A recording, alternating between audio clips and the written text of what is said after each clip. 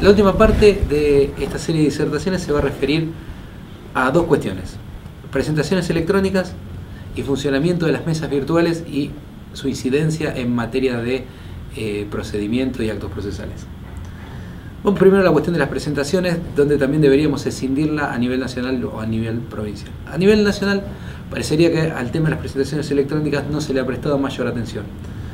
Las normas procesales siguen siendo las mismas, y lo único que dispuso la acordada 3 de 2015 de la Corte Suprema es que en caso de presentación de mero trámite, su ingreso web eximirá de presentar el original en soporte papel, determinando que la oficina judicial debería dejar constancia en el expediente.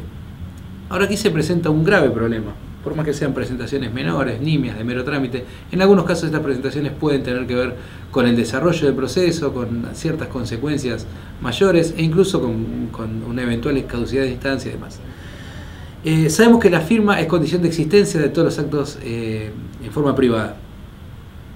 Los escritos judiciales no son la excepción, o sea, un escrito sin firma no sería un escrito. ¿Qué otro problema se nos presenta? Que a nivel nacional, como lo decíamos en la parte primera de esta disertación, no se había previsto la utilización de la firma digital.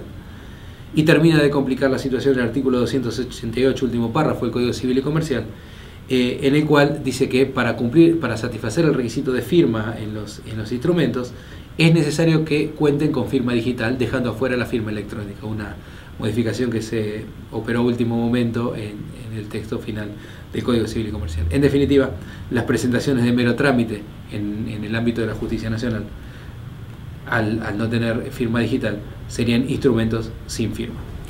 Dejando de lado esta cuestión, que es más bien teórica, pero pasando un poco a lo práctico, las presentaciones estas de mero trámite se realizan a través del portal de gestión de causa bajo la opción mero trámite.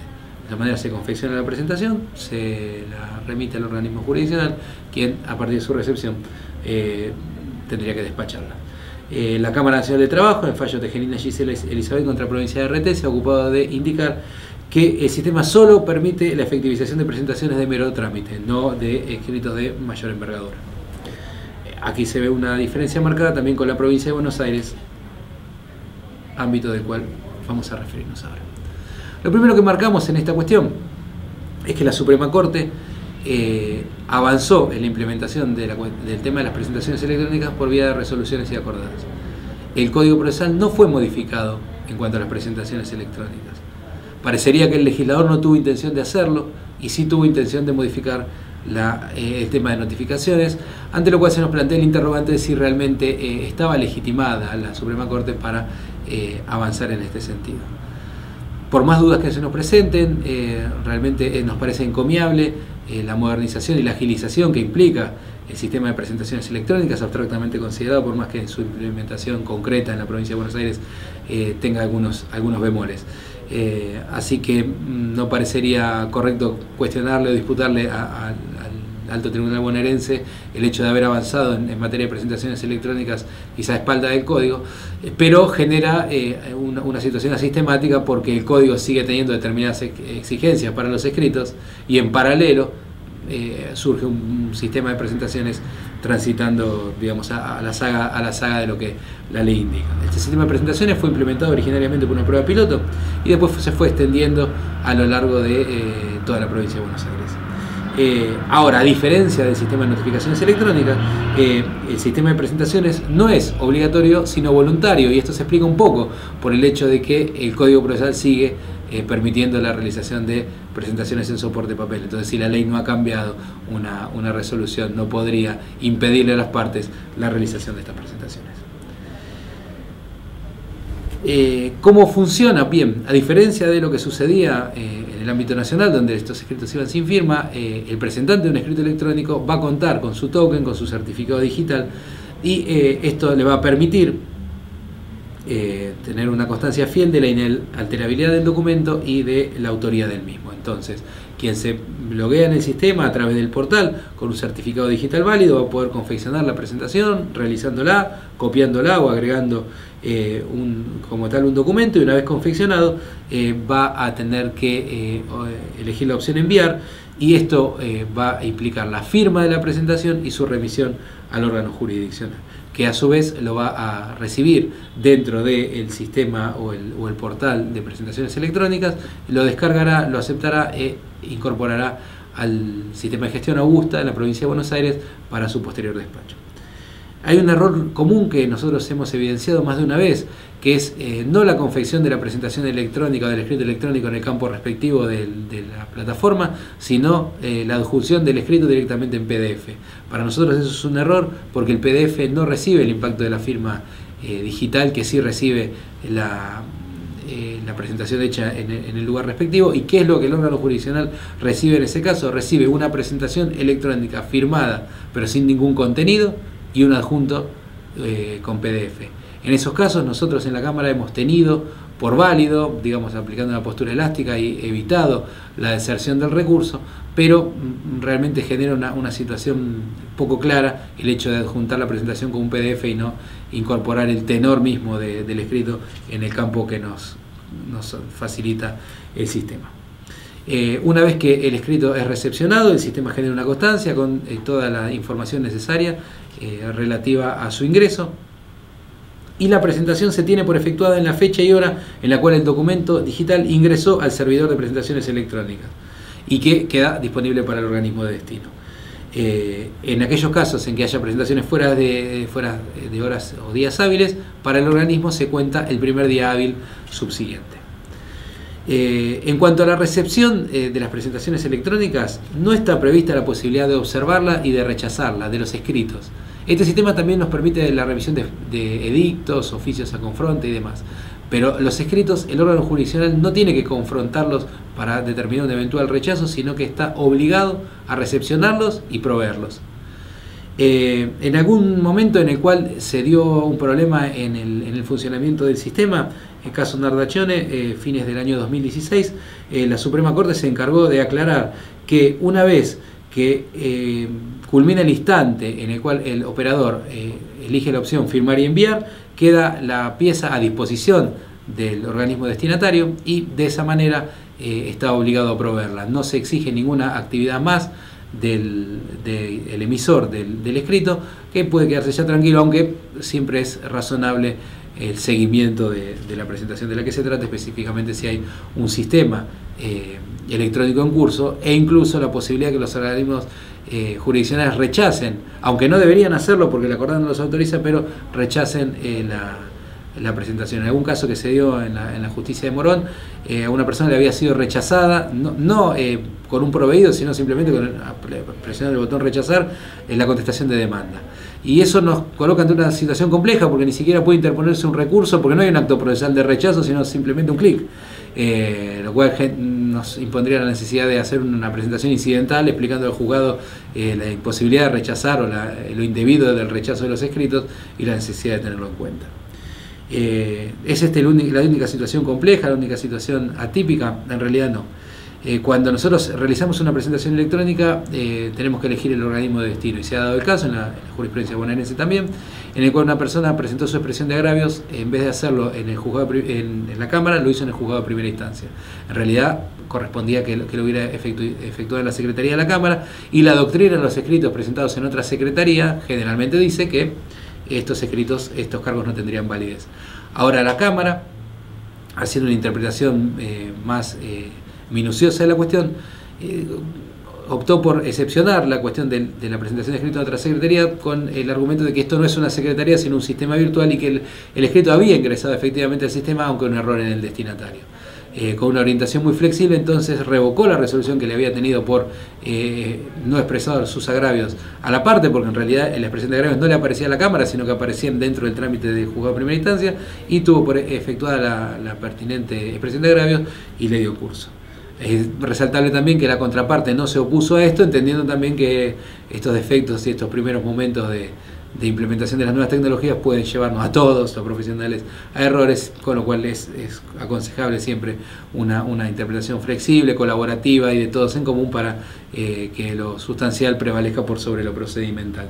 En otro caso de eventual mal funcionamiento del sistema, la Cámara Marplatense en su sala primera consideró que la presentación había sido correctamente efectuada, también con una orientación flexible. Ahora, el problema de las presentaciones electrónicas en la provincia de Buenos Aires se ha dado porque hay una situación que no está contemplada, que es, los letrados cuentan con este token, con esta firma digital, y entonces no van a tener inconveniente en realizar presentaciones cuando sean apoderados porque va a bastar su sola firma. Pero la controversia se presenta cuando actúan como patrocinantes y el escrito, además de necesitar la firma de ellos, necesita la firma de su patrocinado. Lo que prevé la acordada de la Corte es que en estos casos la parte se presente al organismo jurisdiccional y le confiera un poder, una suerte de poder o autorización para realizar presentaciones electrónicas en su nombre. A partir de ese momento el letrado podrá realizarlas con su sola firma. Como les digo, la incorporación a sistemática de este tipo de institutos dentro de un código genera complejidades. ¿Por qué? Porque al momento de evaluar si este letrado va a actuar con las potestades e incluso con las responsabilidades de un apoderado, no queda claro si esta autorización para otorgar, para realizar presentaciones electrónicas implica transformarlo en apoderado o no. Entonces se genera una situación bastante atípica o controvertida o opinable, donde se pueden tomar distintas posturas y donde la jurisprudencia todavía no se ha terminado de asentar. Pero bueno, le tocó a la Corte intervenir en un caso de estos donde se había hecho una presentación electrónica sin la firma del patrocinado, solamente con la firma del patrocinante, firma electrónica del patrocinante, encabezando, mencionado al patrocinado. Es el caso Carnevale. ¿Qué dice la Corte en esa resolución breve, pero que interpreta cabalmente los alcances del sistema? Que todo escrito debe tener firma y la firma de quien corresponda. Y que en el caso el patrocinante no había firmado el escrito, que las variantes para esa situación eran la invocación del artículo 48 del Código en el caso de urgencia, la realización en soporte papel o el otorgamiento del poder. Pero no da ninguna de esas tres situaciones, el patrocinante por sí solo no podía presentar escritos que no fueran de mero trámite, porque los escritos de mero trámite a nivel provincial sí está autorizado a realizarlos el patrocinante por el artículo 56, inciso C de la Ley Provincial 5177, a su vez complementado con la acordada 3842 del 2017, donde la Corte aclara cuáles son las presentaciones que pueden considerarse de mero trámite y juega de consumo con toda esta cuestión de las notificaciones electrónicas. Volviendo a Carnevale, la Corte que dice: señor, usted, el patrocinante tenía que haber firmado este escrito, no alcanzaba, el patrocinador no alcanzaba solamente con la firma del patrocinante. Pero tratándose de una cuestión de nuevas tecnologías, una cuestión novedosa, que todavía no termina de ser toda claro, excepciona la doctrina del escrito sin firma, que implica directamente tenerlo por no existente, porque la firma del patrocinante no alcanza sola para validar la presentación, e intima a la parte a que venga a ratificar. Una muestra más de cómo los órganos jurisdiccionales se introducen en esta cuestión de las nuevas tecnologías para intervenir en su diseño y para resguardar efectivamente el derecho de defensa de las partes y ir dando las pautas claras para permitirle a los profesionales desarrollar adecuadamente su labor, insisto, en estos primeros tiempos donde ni los órganos jurisdiccionales, ni las partes mismas, ni sus letrados tienen totalmente en claro cómo proceder, porque es lógico, es una cuestión novedosa. Dejando de lado la cuestión de las presentaciones electrónicas en la provincia de Buenos Aires, nos queda un último tópico a tratar, el tema de las mesas virtuales.